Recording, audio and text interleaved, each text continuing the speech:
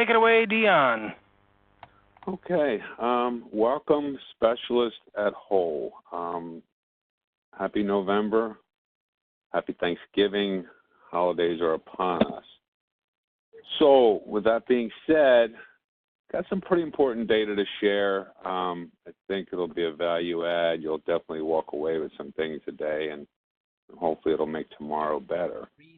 So, in an overview, we're going to kind of discuss some old issues, some updates to some of the older issues. So we'll talk a little bit about pressure roller delamination on the B8000 series. We'll talk a little bit about 3/4 early feed roll in a couple of different scenarios. Print cartridge, I'll leave it at that. Corrugator kit, I kind of gave the ending away there. They are available. We'll talk about that today. The Versant BSDs, we'll talk about some success stories. I think it's definitely worth a listen, and I learned a little bit, and that's always a good thing, so I'm sure we all can. And then we'll wrap it up with reviewing the mono escalations. So pressing on, first topic, the pressure roller delamination. Not sure if anyone's seen this. I thought the reasoning was kind of odd, but they have had reports and they've confirmed that if side guides are left not tight against the media, the machine's logic at that point will apply heat to a piece of the user that is a non-heat area. So if you are battling this, there were some MVMs. This is a bulletin that came out. The number's up top there. If you need to search it in Eureka, you'll find it there. It'll also give you some MVMs to change. They're making sure key, though, is first is let's make sure the guides are, I assume they lock. I don't know if we have a problem with these guides. We may as others that drift. But so I want to make you aware, I didn't see too many escalations come through to us, but it might be a fact where they're going in, seeing the damage, and thinking maybe it's normal wear and replacing. So there's a photo there. Thought it was a good topic to bring up. Feed roll. Thanks to everybody. There were some photos. Thanks to Scott, and I apologize. I've got to thank a lot of people. I think MRC gave us some good info. If I missed you, I apologize on who maybe supplied these photos. But you can kind of see the early contamination. At first, I think everyone thought it was paper dust, but with what we're also reporting with the tray 3/4 high-cap feeder early feed roll failures, you might look at it, and I think we're all going to believe it is, they're kind of falling apart, is I guess a word I'll use, and we believe that is not dust, and maybe that's rubber material from those rollers. So I know a few of you have battled some big accounts where you're struggling, and I've seen some success stories where if we replace the feed rollers and or feed head in some cases, the problem maybe doesn't reappear again. But bottom line is they were aware of something with these rollers, and they went to a new supplier. So the outlook, don't shoot me, when I say Q4, I realize that's a 3-month outlook. But we're hoping to narrow that down for these new rollers to hit our supply chain so that we're having them in spares. And then I would assume they'd also get built into the new machines. So, going to have to be another, one of them things honesty. About is, that's where we are with that. If you're battling it, we had a few SharePoints in, so at the end of all this, we'll be able to hopefully get them solved with a solution. And hopefully that's the it. My biggest fear was I hope they were chasing this for the right reasons. But I think going to a new supplier, from what I can see from the photos, they're just early wear, whatever the material is. So a new supplier, I'm going to guess that we are probably not going to see the same problem. So that's a good thing. Hey, Dion? Yes, sir. This is Tim from MRC. That was my technician that provided those photos. we've got a school district that is brand new. They're running those B8000 in excess of 100,000 per month. And that's the reason we're seeing this rather heavily. The other thing we're researching right now is some of that material may be going up into the drum also. We've got a couple always of a fear. Yeah, always a fear. And we're going through that, but we've replaced these, and this is happening in machines under, the rollers being under 70,000 copies or lower. So it is happening rather quickly. Now, have you seen any success with either and or replacing feed rolls or feed station? No, we've replaced feed rolls and the same thing happens. We've not done the feed head at this point. I could get one on order. We did try an aftermarket roller, but it looks like the exact same material. You're kidding?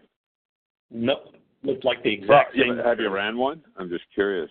We've got it in 2 machines right now and testing, but they were just installed last week, so we're not at a point that we could really give an answer. But when we get an update on that, I've got a scheduled follow-up in 2 weeks. I'll get an email to you. Awesome, awesome. And thank you and your team. I think that was the PDF that I stole some of this out of. Really nicely done. I think it was that one. So thank you, Tim. Our technician, Michael, is very, very detail-oriented. He's been giving us some great info. Cool. Awesome. Thank you, sir. Oh, I almost muted myself, Trent. I'd have been talking a long time. Okay. So moving on. Hot topic, very hot topic. Print cartridges. I've heard from couple of areas. I know we're struggling. I will say this up front, continue doing what you're doing. There have been some success stories when we deal with some of the comets and the smudging that proactively disassembling the drums, vacuuming out in some cases. And I know not in every case, so you don't need to jump in and say it didn't. But keep doing what we do. We have to.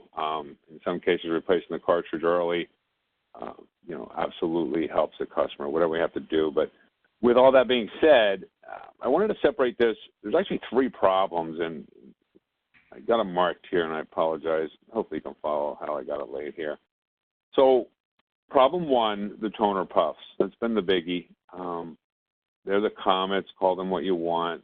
There were several seeds. I mean, we've been battling this for a while. So some of the test cartridges that we had at some of the locations, I think in AMCOM, I think they're still running fault-free in that environment.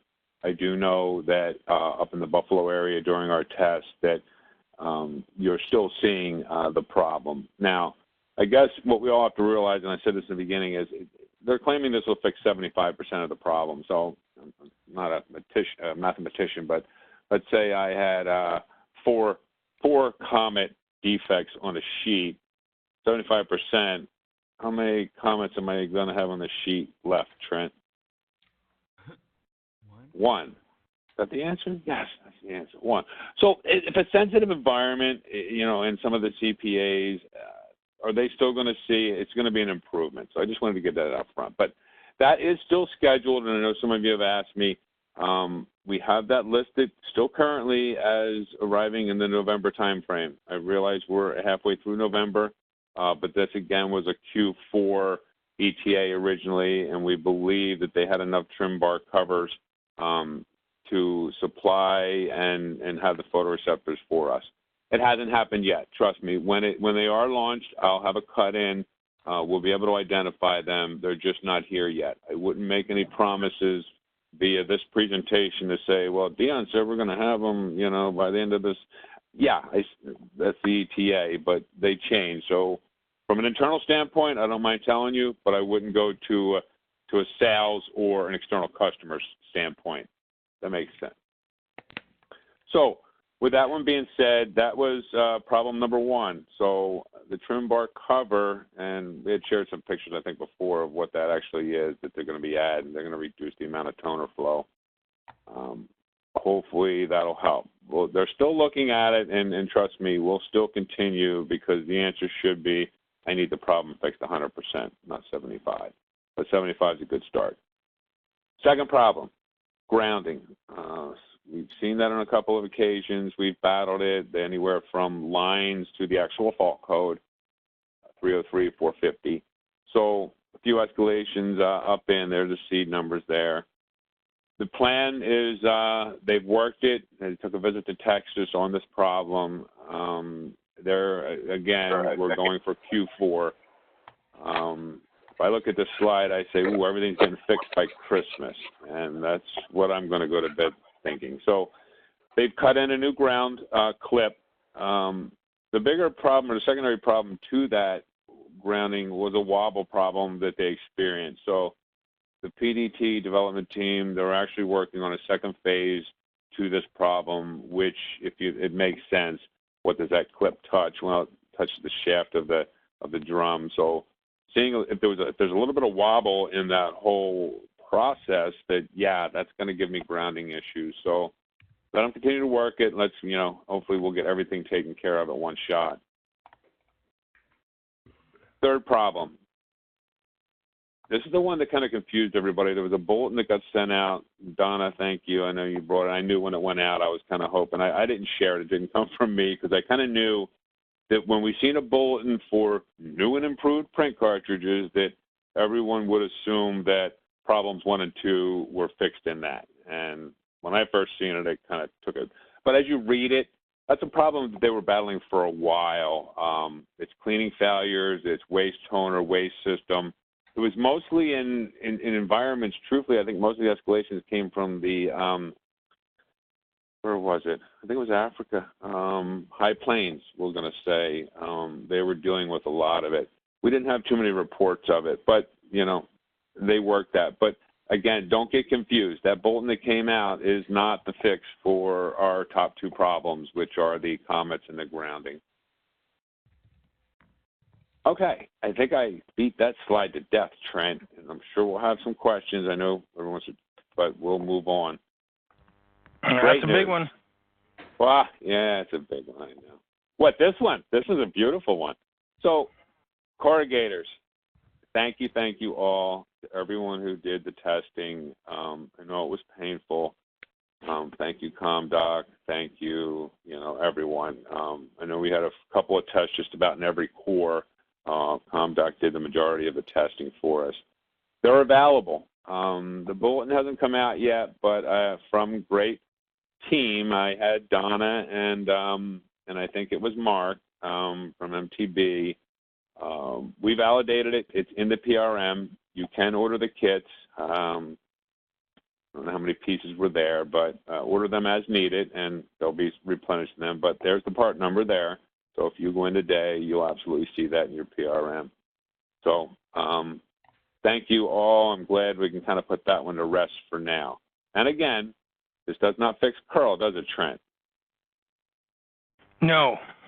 No. This fixes the result of a jam because of the curl. Good distinction. It helps the stack be a little neater, too.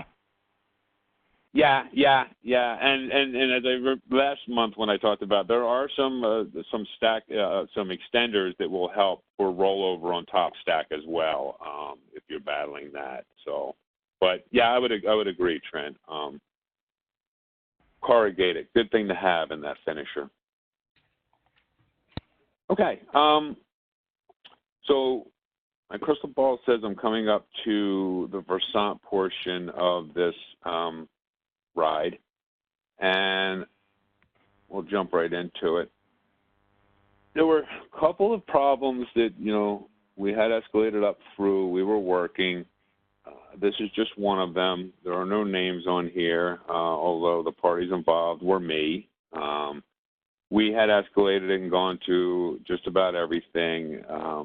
Lots of parts replaced, and we got to a point where it was still broken, and you can't just throw away a Versant. And for this problem statement, it was just it was an annoyance problem, but bigger. It was K1 constantly would say replace. Customer could run K2 to empty, but then they'd have to replace it. They could never utilize the second hopper of the black toner. So what do you do when you get to the point where you've thrown every part at it, and what do you do, Trent? Give up? No. ESDs. In this case, we just started over and said, you know what, I don't care what we replace. Let's look at the circuit.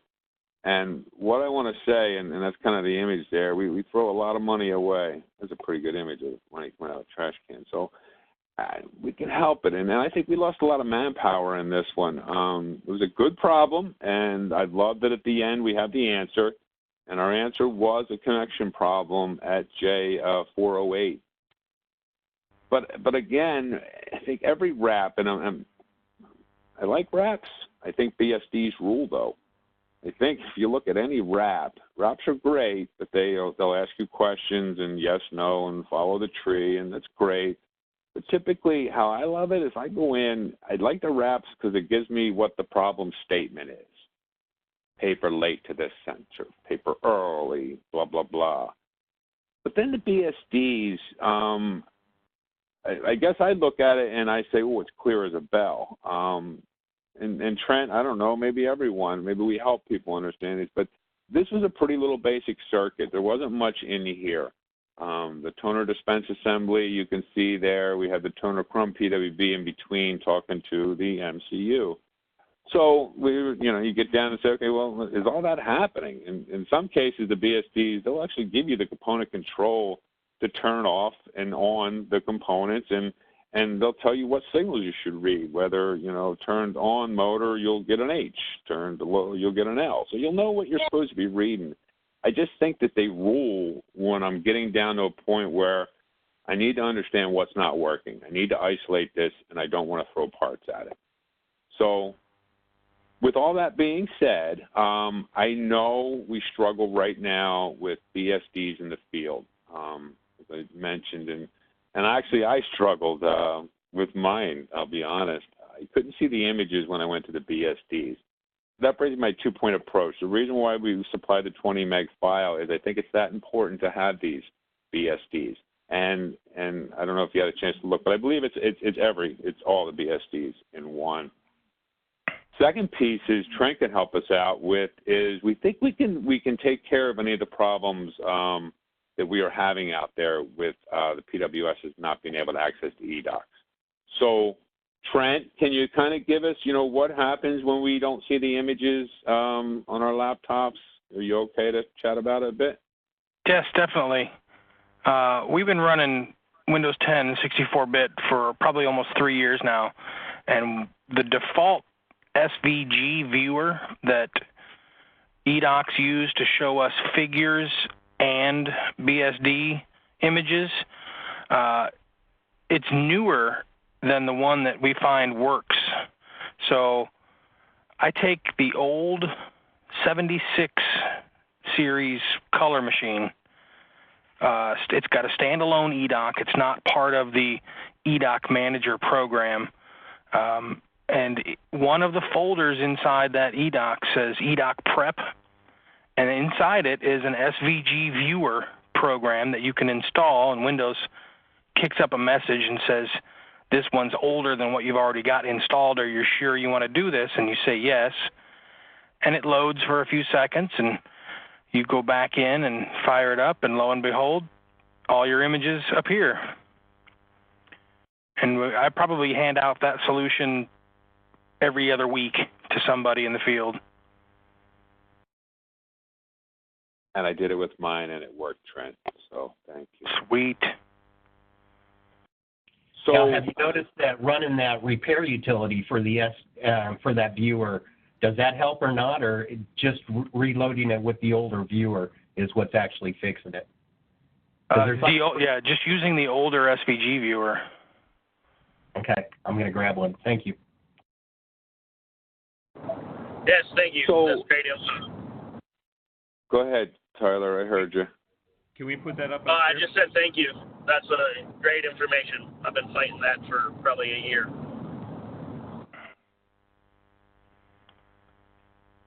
Can we put that up on SharePoint and share it out? How big is it? Not very big. Repeat which one? We actually have it loaded on our guy's laptop. Yeah, I know. I mean, we run Dropbox for Business here in Chicago, and we have all the eDocs in a folder so that all the techs have them. So it's just telling them where to go find it. But I can see about getting it up on SharePoint for all the trainers or whomever else has access. I might be able to share it on this once I steal the ball back from Dion. Where is it at in the Not ready to give up the ball yet. I know. I'll try to see if I can do it towards the end or get it up on SharePoint. There was somebody else that jumped in there who I missed. Yeah, which eDoc did you say you found that viewer in? The 7665. That's the, I think it was a work center. Wasn't it a work center? That's the rock solid Lexington machine, Trent. Yeah. Patriot Lexington. Oh my God, that's horrible. Host to host, but the viewer's good. Yeah, and it just happens to be a really old eDoc. There might be other old eDocs that have the old version of SVG Viewer. I know the DocuColor 250s have a standalone eDoc that aren't in the eDoc Manager USB stick.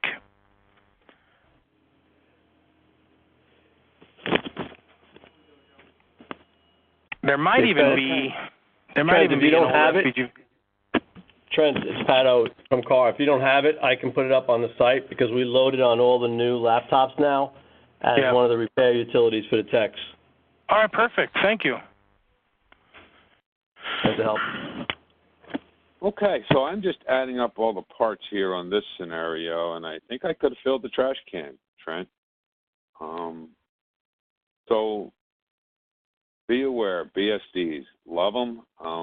If I would use them, I would teach people how to use them. They're great value add. Okay, off of my mono SharePoint. This was October. I kind of want to just keep it the theme I was showing. So again, thank you to the cores that are following the process, getting their escalations in, and hopefully getting the resolves. Definitely a shout out for the participation, but a real shout out for those of you that followed through and we had the resolutions. I ask, please. I know I don't have that many completely broken machines out there. If I look at the numbers, good participation, resolves, I want to see that bump up a little bit. So please help me. If you look at this, I kind of want to see, we have a core that has, 4 escalations in, all 4 are unresolved. Unless they're all print cartridge related or something we're waiting on, I think maybe we should have an update on them. So do what you can, please, because again, this is our SharePoint site. The solutions will always be there for the future for everyone. So good job, and keep up the good work. And not just for the mono team, for all the teams. I have to say, I'll go off target here. As Crystal being out this week, I've had a chance to kind of see the escalations of the other teams, our phaser group, for example, and our B2C group. Great job, guys. You give my teams a run for their money. The participation, I see 3 to 4 different people participating in replies during some of those escalations. And not to say my team doesn't. We do a great job. So great, process all around. I think we're all getting on board. We're understanding it. There's no more barriers. So good job to everybody on the SharePoint escalation. Keep it up. Okay, in review. CHN, I'm only used to doing the 30-minute mark. But we're going to have a good conversation today. So in review, we did talk about the pressure roller delamination as the feed roller, waiting on new supply, Q4 target. Print cartridge, big Q4 target.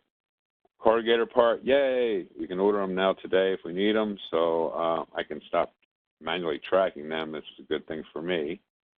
Versant BSDs, thank you, Trent, for helping out during that one, and I hope everybody, had a chance to download them and or making sure that everybody has access to them, because I think we can all agree on the value add of a BSD when you're a guy out there trying to figure out a problem.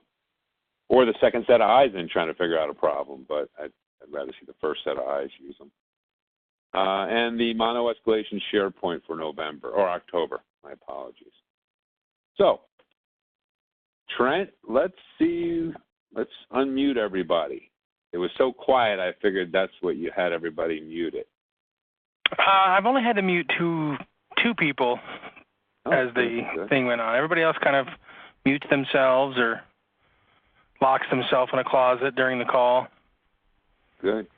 Oh, I could have talked about my second success story with the BSDs. It wasn't just one when I decided to share this. We had a Versant fuser as well, and for the first time, I kind of had to understand those three sensors on the front side of the fuser belt. The tracking sensors, three different sensors, and if you're not quite sure what they do, it's hard to figure out through any wrap. But when you get the BSD in front of you, it tells you exactly what sensors you're looking at, including the codes. So we were able to save a complete fuser assembly as well. Okay, but as soon as Trent mutes the guy who put us on hold, good job, Trent, let's open it up to any kind of questions, and I'll do my best to cover if you have anything from the B2C to the phasers as well. Hey, Deanne, this is Joel. You're set, hey. Joel. Go ahead. So the B8000, the new firmware for that model will be coming out on the 26th, correct? Okay. The 27400? Okay, yep. I see it's already been out for the C, and I think they were waiting for the B, and I believe you're right with that target. Yeah, so just one recommendation I know we've been kicking around on the trainer side is that making sure you use the software download tool with the jar file to send it. We've been experiencing some problems loading the firmware and the patches ahead of time through the web pages. So just a recommendation, if you do it, try and make sure you use the jar file. It seems to work better that way.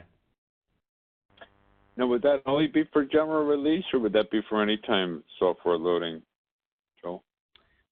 Since this firmware level, the 27400, we're going from AltaLink 1.0 to 1.5.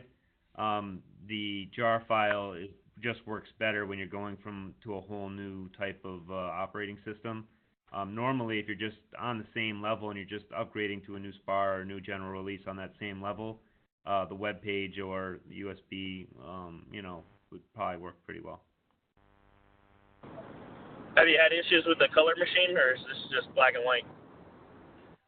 Well, we haven't had the black and white. That's coming out on the 26th. But with the color machine, I've experienced it, and a couple of techs have experienced it going through the web page, even following the directions correctly, still resulting in some weird issues with the machine locking up, going to a blue screen, and just kind of hanging, and then requiring an alt boot.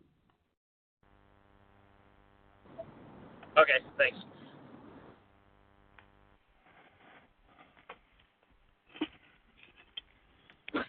Hey, Dion, this is Rick with ComDoc.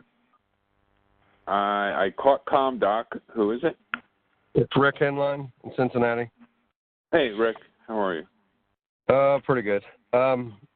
Any insight on the document handler feed rollers at all? I'm still having a lot of issues with that. That's one part of the question. Second part of the question is, I understand with the 303 450s, we're swapping the drums, but I'm seeing drums on the same machines lasting about 10%. Just keep doing what I'm doing? Two-part question. Give me a minute. Okay. First part, SBDH. Tag 5, to everyone's knowledge, took care of the early wear, early failures of the feed roll. Guillermo also had a kit to help in some scenarios quote me on what the additional problem was. But we weren't aware of any other problems, Rick. So to answer that question, if you're struggling with an SBDH, and I apologize if you have it into the SharePoint already, but if we do, let's just continue to work that. I'd like to get have you chart or call in to the L2, because right now we're not chasing any SBDH fixes. So that's part one. I don't know if we want to pause to see if anybody else has any insight on SBDH for the B8000 Alta link, and then we'll go to your second piece of your question. Has he been using the Guillermo fix? So that definitely supports the chef a little bit better than the Innovator Xerox kit. I agree. What it fixes is the part I don't know, Joel, and I don't know if he's utilizing that, or what is the exact problem you're having. I guess Rick is probably a better lead into the SBDH. Is it early failure of the feed rolls, uneven wear, or is it a multi-feed? What do we got going on, buddy?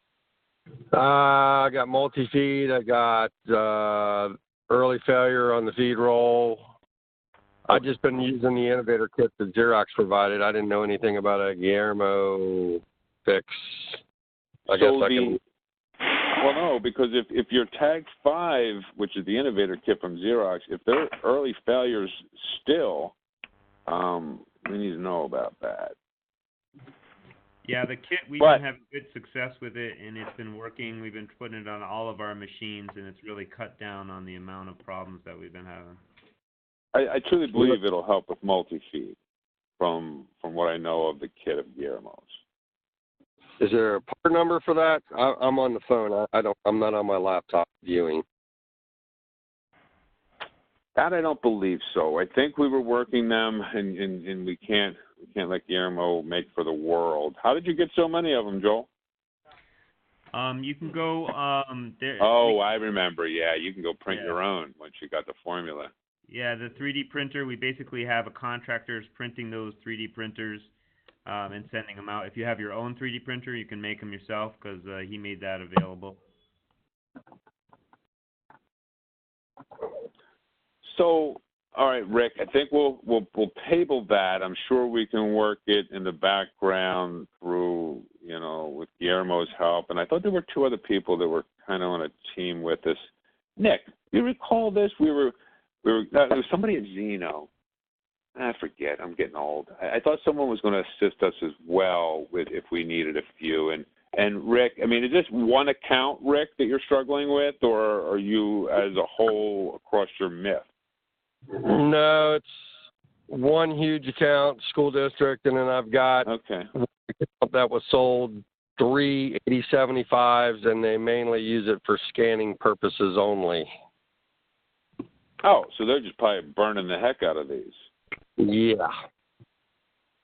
Well, I don't know. What's the last name? Rick, what's your last name? Henline, Henline, just like it sounds. All right. I'll send you a little quick document we made up for that. I think I sent it to Dion too, but it has a whole list of things for the single pass document handler to try to help. Hey, Joel, that would be good. Can you copy me in on that email? Sure. Thank you. Now, if you're looking at Thingiverse too, Guillermo has 3 or 4 different styles up there depending on which housing you have in there. Pretty much we're putting in the Innovator kit and just ordering the one that fits the new housing because there's a different ridge in there to make it more rigid, which is what Xerox's Innovator. And so that little guide that snaps in there doesn't want to snap in unless you have the right one of them. So keep that in mind when you're looking in Thingiverse. There's 3 or 4 of them in there, but you want to make sure you get the right one for the house. Yeah, pre-tag 5, tag 5. You're correct, Nick. All right. So I appreciate that. Everybody update it, and we're only making the one for the tag 5 kit. smarter. You wouldn't want tag 5 anyway. They definitely, we know, wear out early. So. Well, and there's a lot of fixes in that too. They enlarged the mylar. They've got the tabs that break on the tray lift. They've got all sorts of fixes in that one innovator. Agreed. Okay, so I'm sorry. Go ahead. Who was that? This is John with Conduct. On those Guillermo tabs, I know the ones for the pre-Tag 5, they would put some odd pressure on the belt and would cause some noise and some other issues. Has anybody run into that with the Tag 5 variation? Because I tried a couple of Guillermo's first prototypes, and none of them seemed to work for me. They would all change the angle or pressure on the drive belt on the separation assembly, and I'd end up having to take them off within 20 or 30 minutes of the customer trying to use them. I used version 7, and then I think he was up to version 8 now of the models he had, and both of those work for me with no noise. Okay, and the one thing that I'm seeing with Rick, and it's not nearly in the severity, that there is still a little bit of uneven wear on the SEP and feed rollers on a couple of places. On mine, they're close enough to the HFSI that I've just replaced the rollers, and wasn't heavily concerned about it. But I could see if we had CPAs or places like that that are doing some heavy feeding, that they could be going through some feed rollers fairly quickly. So I'd be interested to see if this pressure clip will hold the pressure to the feed roller squarely better and help those. So I might work with Donna to see if we can get some of those sent in from Guillermo, or at least get the file and find somebody to print them for us. Yeah, in high scanning environments, you can really struggle with it. It helps in most normal environments. The ones who do the crazy scanning are really tough environments no matter what. Don't we rotate the cycles for the HSFI even if we're just exercising the the document handler? Am I correct in that statement? So I would think, or am I? Maybe I better go back to my lab and test that theory out first. And the only reason I'm saying, I guess we need to quantify how close are we failing? Are we going 75% of life where, before? Because I don't, there's nothing on our radar right now, and it sounds like we're definitely struggling in one area. So keep us posted, John and Rick, and we'll see where we go. Okay. Boy, I just made the place quiet, didn't I, Trent? I'm a party pooper. So your second question, Rick, you threw two questions on us. That's a tough one. You shipped a gear to print cartridge. You're experiencing only getting 10% of life or 10% left. I missed the second question. What was it? So basically, what I have is Mason City School District. And I am going through a lot of machines in Mason that are throwing the 303 450 faults.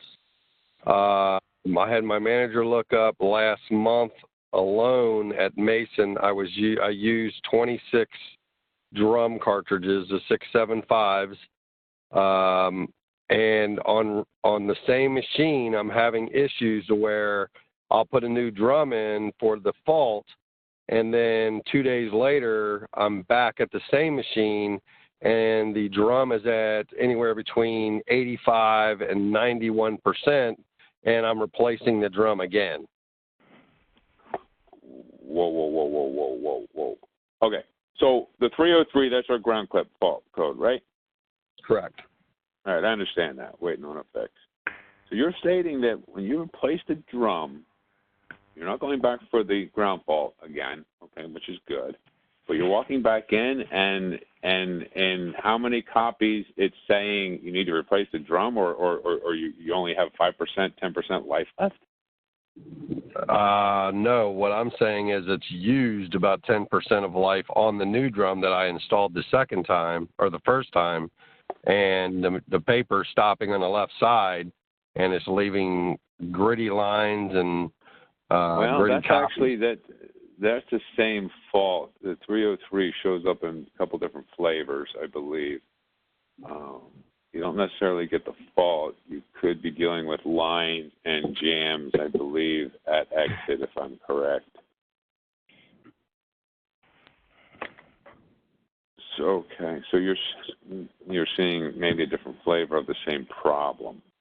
And it's on multiple machines. I mean, same building. Oh no, you're not alone. I mean, we didn't put it up here because it's only affecting the few. It's affecting the masses.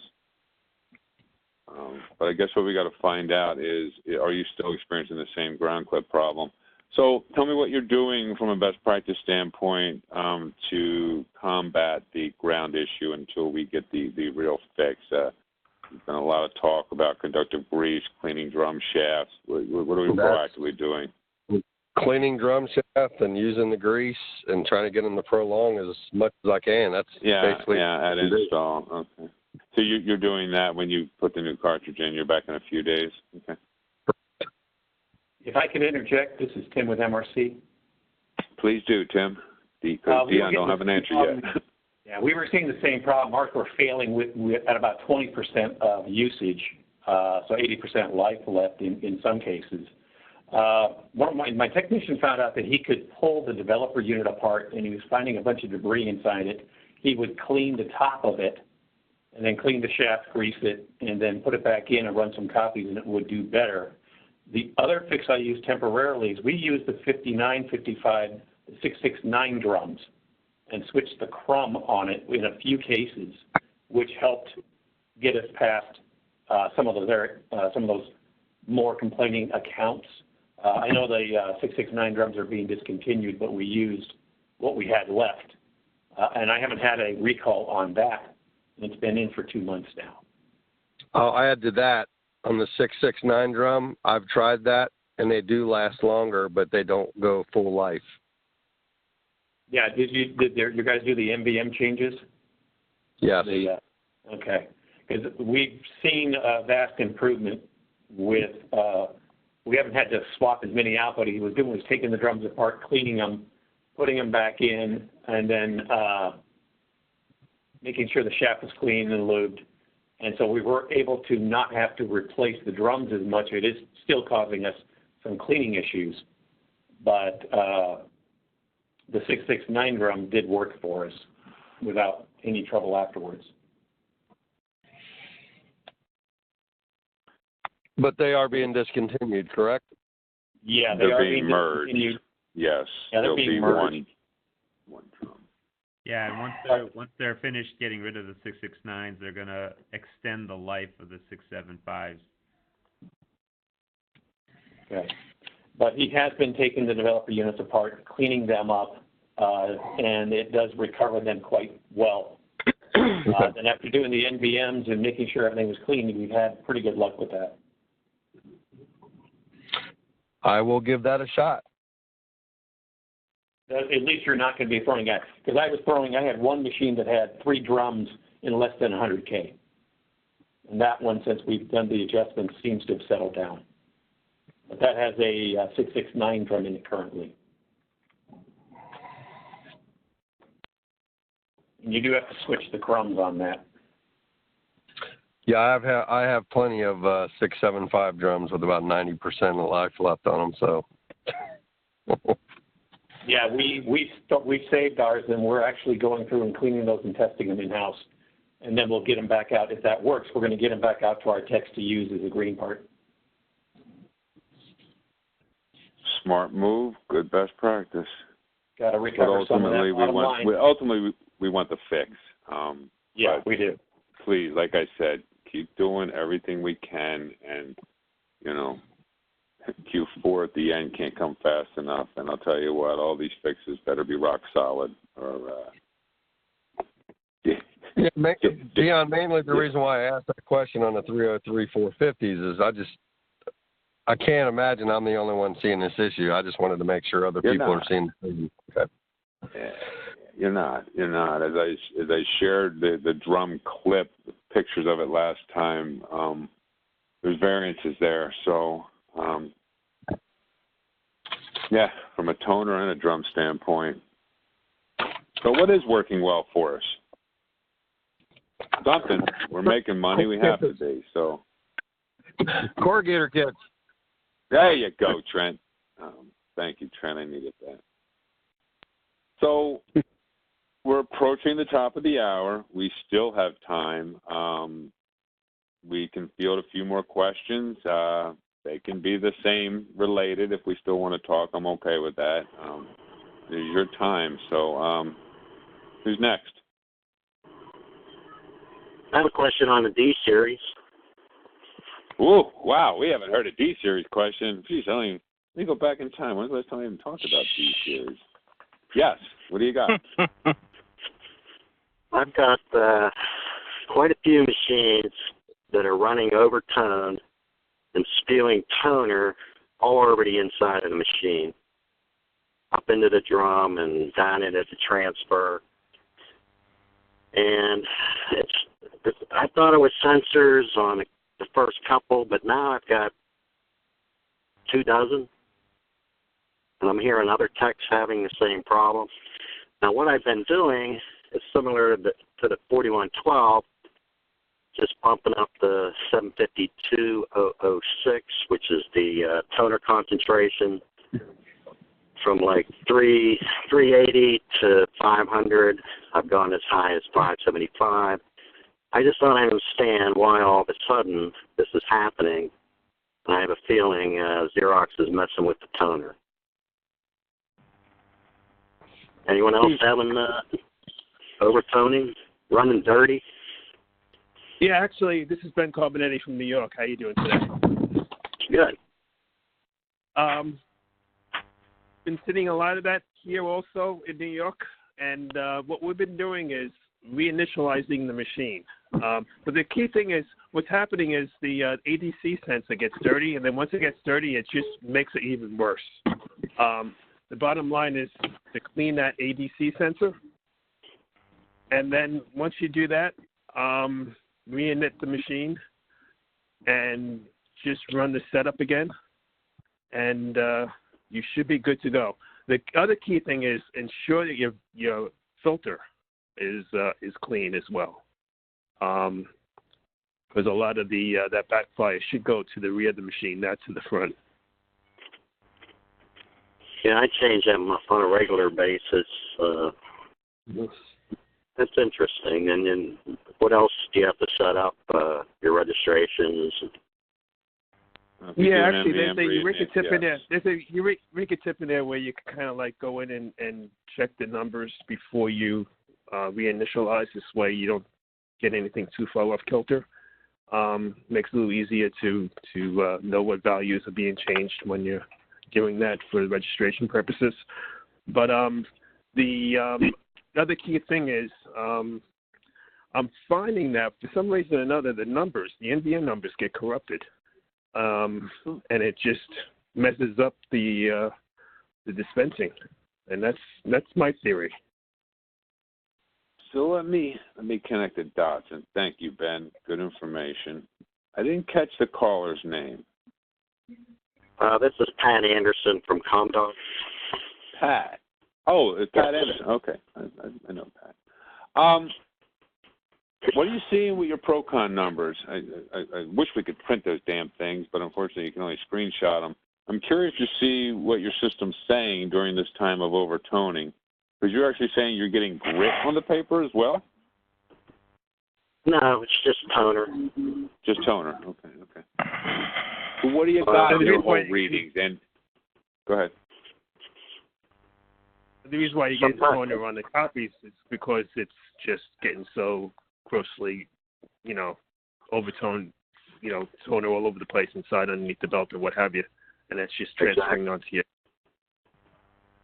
But typically, our controls would tell us something along those lines. From an ADC sensor, I mean, we know we see changes before and after we clean it. I'm just curious what the numbers are currently on the couple of the machines you're running. Well, by the time I see that it is blowing toner everywhere, the the V clean is definitely very low because it's dirty. The mixture numbers are always close, where they should be. Not really seeing anything else out of whack. One other thing, let me interrupt 1 second, is I do a developer change also because you do get a massive amount of toner inside the developer housing as well. And you were correct earlier about raising those numbers, the 106 numbers. That does help as well. Well, just raising the numbers without doing anything has fixed most of my problem machines, and I have to run 125 half sky shots to get all that toner out of there, and then it'll run clean. Yeah, you got to purge it. Understandable. So I'm curious. I remember we went through all this baselining, and the 4110 document is the document to use when we go baseline. I know these machines run dark. I'm curious of what your patch numbers from a concentration are to begin with, Pat. Are we pretty much slim on these machines, or do we have them at default where they're really truly printing too dark? What's the block rate to shoot for, guys? Where's Pat O at? Pat O, me and you went on site many times. What are the targets? I know we were shooting a lot lower because the image quality is just superior on the FX box. I just run them whatever the default factory settings are. Just to give you an example, I have a machine. I have 3 machines in the same place. They got 14 million on them. I've never changed the developer, and it ran clean up until 3 months ago, and then it just started puking everywhere. So the machine doesn't owe you anything. Buy a new housing and developer. It's saving money all these years. What the heck? But go ahead, Pat. Follow Ben's subscription, and let's go ahead and try. I believe Ben, if I were to wrap what you set up, NVM reinit was on the top. I'm not so sure if you believe NVMs are. Then yeah, it's a good base starting point. Got to be aware of everything else you're resetting though, from a registration standpoint to any GIS Innovator or CRU Max, they'll all be reset as well. So we got to make sure we understand that will be reset as well. So getting that back, then maybe we do start with pick a machine. We got to get you stable again. If you ran that long on these machines, I want you to get back to where we were before, and you should be able to. So maybe baselining is a start. Now you're saying you never changed developer on that machine? So I would definitely. He didn't say that in public, Ben. He didn't say that in public. No, that's fine. But do the developer change, and then just run the setup without doing the reinit on one machine, just to experiment with it and see what happens. And be sure you do the 949. When you do developer. Well, the other scenario is I have brand new machines with 1 million on them, and I'm having to bump up the 752.006 to make them run clean. I mean, something's not right. Well, to my knowledge, we haven't changed toner in some time, and I know at the end of your statement, I think it was yours, Pat, you mentioned your theory was Xerox is messing with the toner. Was that this call or was it previous? Yes, that was this. Mm-hmm. I don't know. Well, I guess we'll have to keep an eye on our D-Series fleet. We've got quite a big fleet, Pat, so maybe, you might, be the first to see it, but maybe we will. If we do, we're prepared, we'll handle it. But keep us posted. Continue to work this account, Pat, and let's see if you can't stabilize one of these and share with us maybe how we did it. Could help us all in the future. All right. Well, the bottom line is the 752.006, the 500, the 575 will make it run clean cleaner without doing anything else.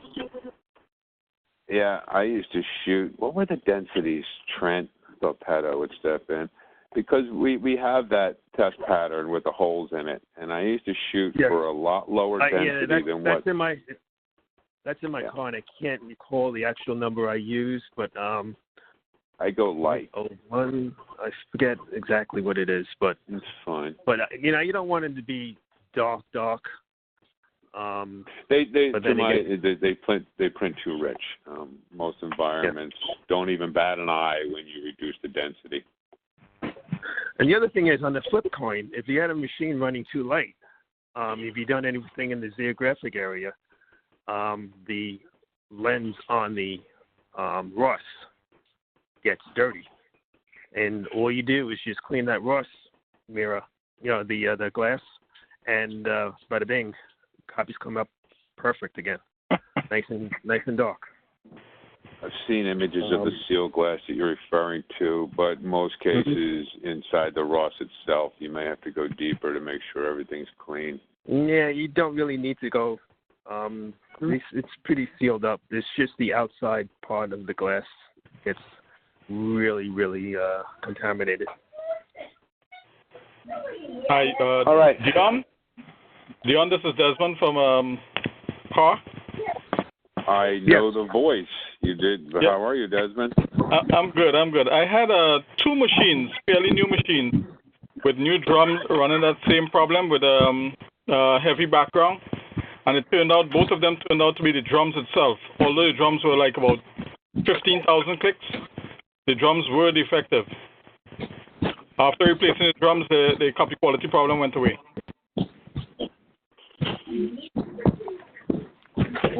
Okay. Pat, drum maybe. Well, it also depends on what type of background you're getting. Well, I don't know. Okay. All right, Pat, don't give up on us. We may not have given you the answer today. Thanks for bringing up the topic. Are they? Of course. Just something to keep an eye on. Okay, Trent, we're at 12:04. You're welcome, Pat. You're always welcome. Trent, 12:04. I don't want to get in the habit of keeping everybody after class, so why don't you go ahead, give a departing speech. If anybody has any additional questions, all of our numbers are in the book. Definitely, yeah. And if if people start seeing this problem, just start escalating, and we'll create our own little history of it. So, fantastic. Well, thanks everybody for joining us for November. We'll reconvene in a month. Sunny December. I did put that SVG viewer in the transfer box, and Pat was going to put it up on SharePoint, so we should be good. Thanks, everybody. Have a great day. Thanks, Trent.